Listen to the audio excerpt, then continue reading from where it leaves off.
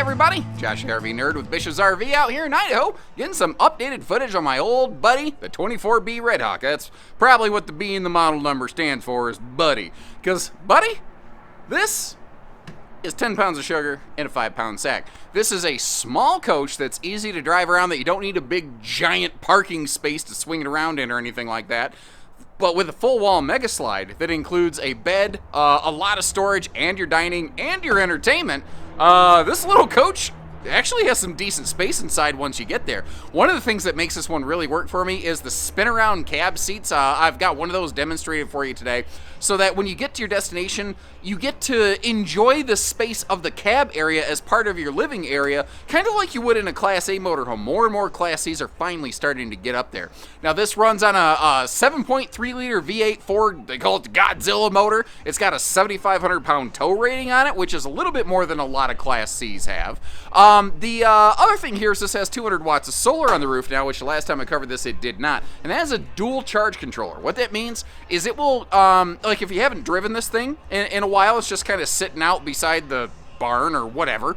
The solar package will keep your chassis batteries powered up and your house batteries. It'll make sure when you turn that key over, the thing's gonna fire for you and the battery didn't go dead in the meantime, which will save you a lot of money down the line by not replacing batteries that just sat there and drained because you didn't think about it, because you weren't in it every day.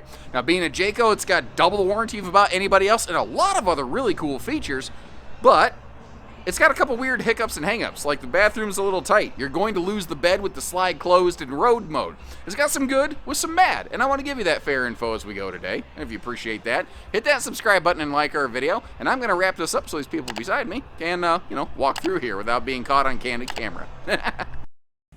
And as you may have noticed, we are in a live RV show display out here in Idaho Falls when I'm recording this, although by the time this event draws to a conclusion, we will be long gone. But while I was preparing all my footage, some folks were kind of filtering through, and the response that every single person that had, they would pop in, and I think they would see 24 in the model number, and they'd be like, oh. And then they'd pop their head and go, oh, because this is a little coach that just doesn't look and feel so little due to the fact that starting over here with the dining, we've got, if you check the slide fascia and watch this all the way through, like a full wall mega slide in a small RV. So you've got the dining, a big chunk of storage in the middle, which kind of acts like a little bit of separation for a rear corner.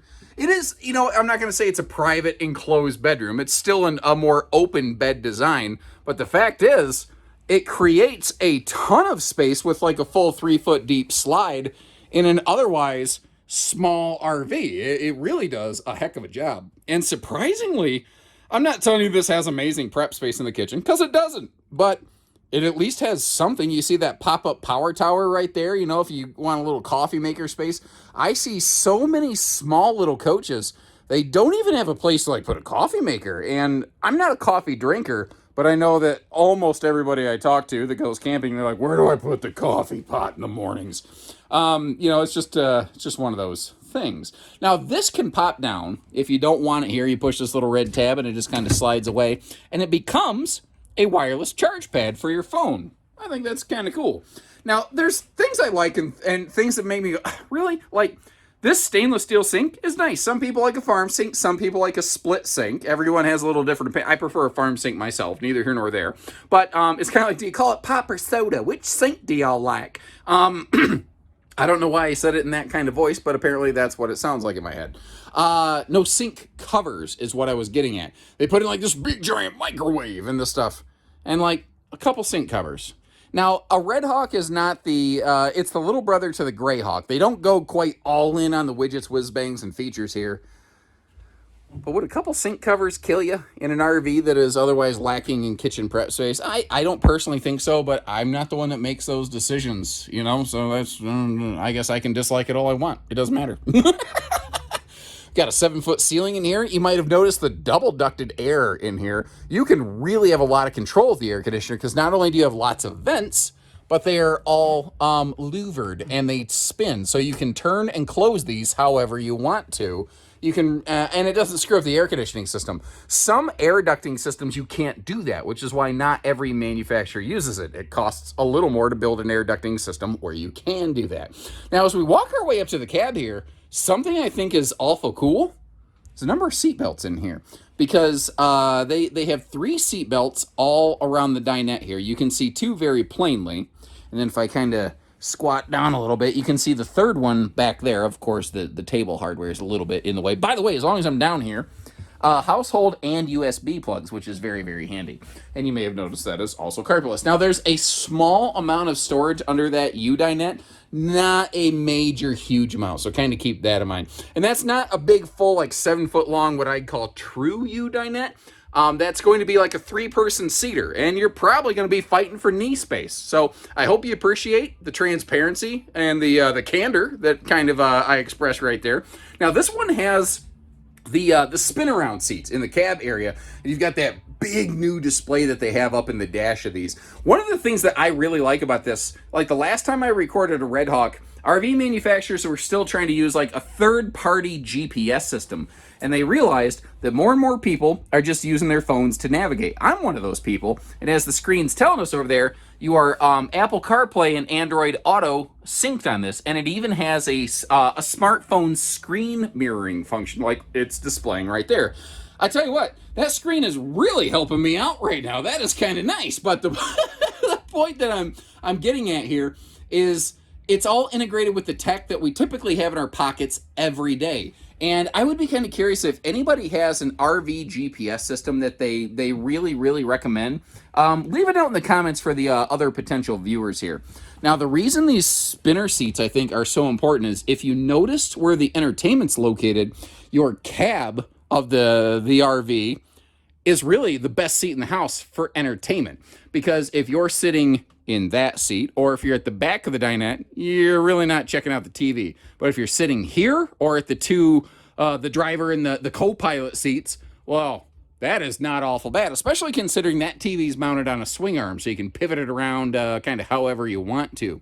Now, we're going to come back to the bedroom in a little bit more detail, and it is pretty much an open concept, but one of the things I noticed here, it does at least have a privacy curtain. Now, as we're spinning our way back around, I'm going to start peeling you through like you got that 8 cubic foot gas electric 2-way fridge on this one, checking out all the storage. I'm really impressed, again, with the kitchen setup in a coach this size. I think they did great. Plenty of drawers, space for a waste basket, you know, just smart stuff that a lot of brands don't do.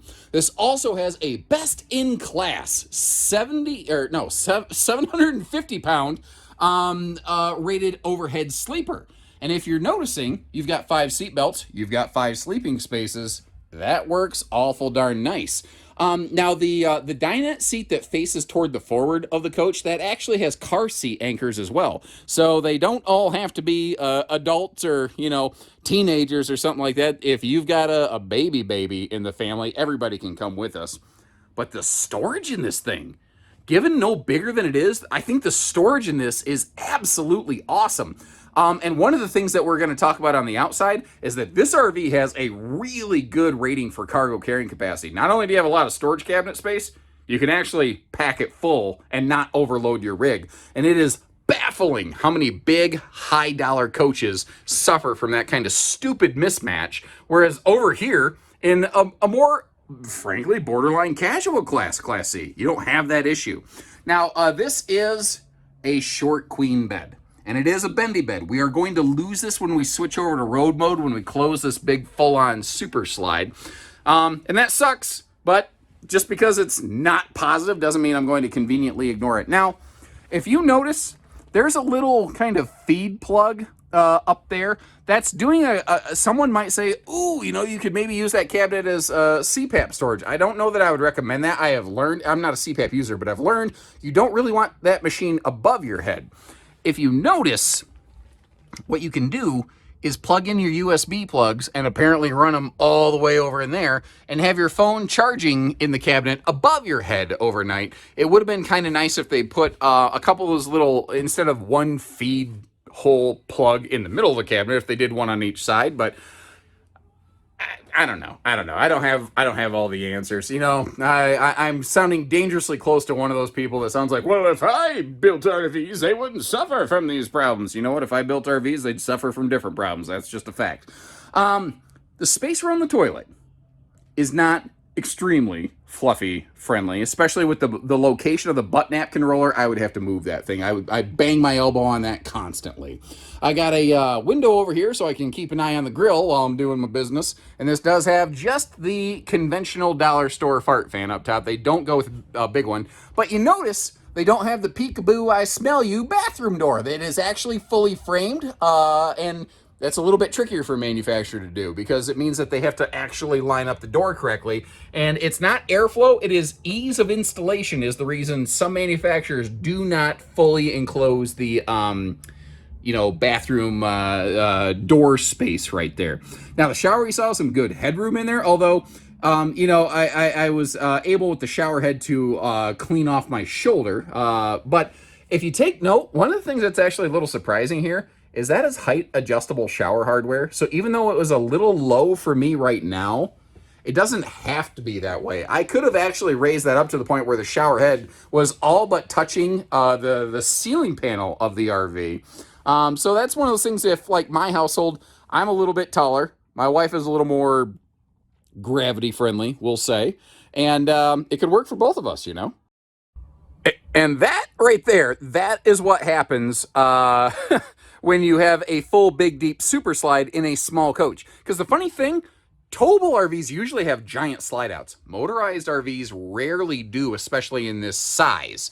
Now, when you start getting up into the big Class A's and diesel pushers, that changes, obviously. Now, like I said, we lose the bed for road mode, and I know that that's a problem for some folks, and that is why I still take the time to this day to close up these slides so that you can see, what you're getting for your money here, and you'll know how this works. Now, if you're going down the road and, the Fajita Friday is talking back at you, you can get back here to the bathroom. And then when you're done, you obviously wash your hands and then work your way up here. And even though that is a big, deep, bossy slide, it is still easily navigable in here. I see a lot of motorhomes where like there's only like a foot and a half for you to walk through. This is like 3 foot wide. You could do a little turn on the catwalk. Hey, and you know what? I just had a thought looking at this with that seat in that configuration. Can you use that to watch TV going down the road? Oh my Lord. This changes everything. And one last thing. Okay, nobody's around. Ford horn! Now, one of the things that really jumped out at me and I thought was an outstanding quality on this coach, take another look at that. Look at the cargo capacity on this. With nearly right around 3,000 pounds of available cargo capacity, that is fantastic for a coach this size. Actually, I was looking at one of this one's big brothers, the Seneca XT series earlier. They had less than 1,200 pounds of available cargo. That is like concerningly low, and this one is over here crushing it. Now, if you're not familiar, these ride on a Ford E450 van chassis that has a 7.3 liter V8 in it, which is a pretty nicely responsive motor. Although I have noticed, apparently Ford is detuning the torque down on that a little bit from when it first came out. I don't know what the reasoning or the logic is there. I've just noticed that's kind of been happening. It's funny. They like to tell you when the torque rating goes up. Nobody wants to talk about when the torque rating goes down. Just kind of interesting how that works there. Now, you saw one of the little extra suspension upgrades there, part of their J-Ride package. Jayco is very proud of the fact they try to make coaches where getting there is just as enjoyable as being there, basically. And because that's one of the major differences on a towable versus a motorized RV excursion. With a motorhome, the moment you turn the key, your adventure starts. With a towable RV, it doesn't really begin until you get there, you tow there, you get unhitched, you open the slides, and you finally set up. It's just a little bit different, you know. I do respect the fact that on not a massive coach, they did put the biggest awning on this thing they could. So you really have some nice patio space here.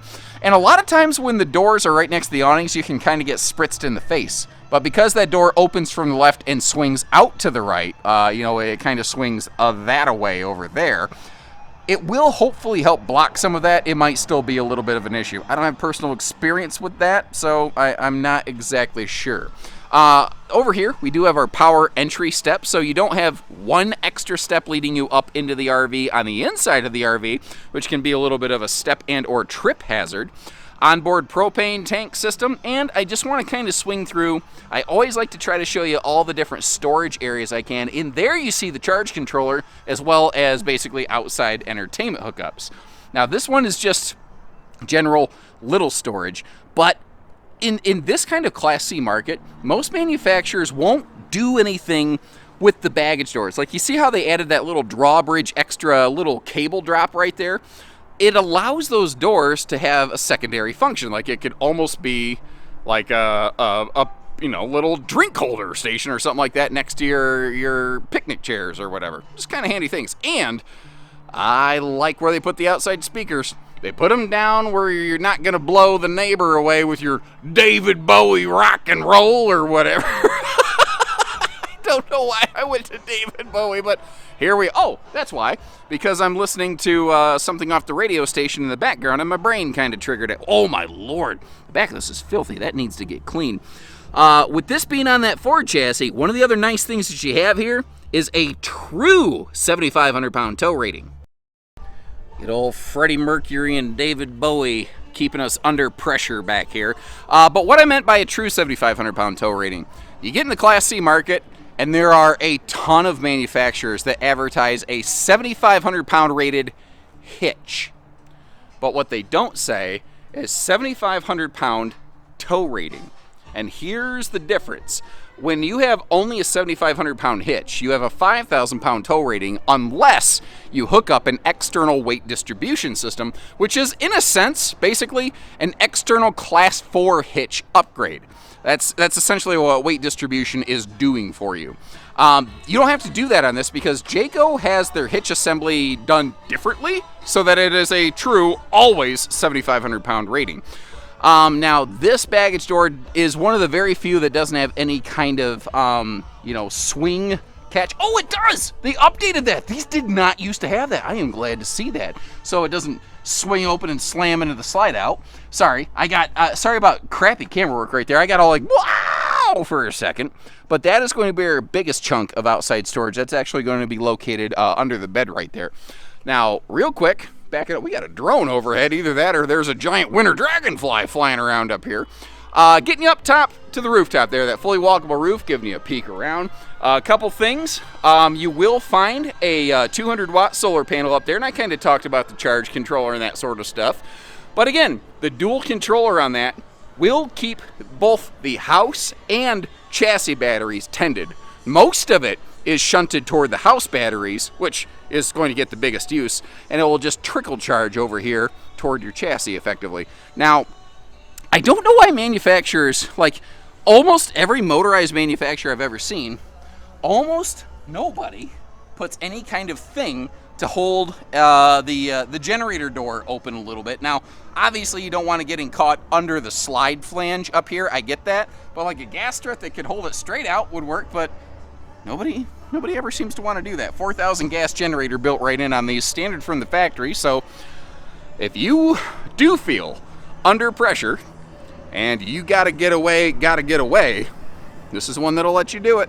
Now, I get a lot of requests for motorhome footage like this. I get all of it that I can. I just don't bump across a lot of it in my daily adventures, but I'll continue to do my best to make it happen. And if there are specific models you want to see, feel free to leave me some comments.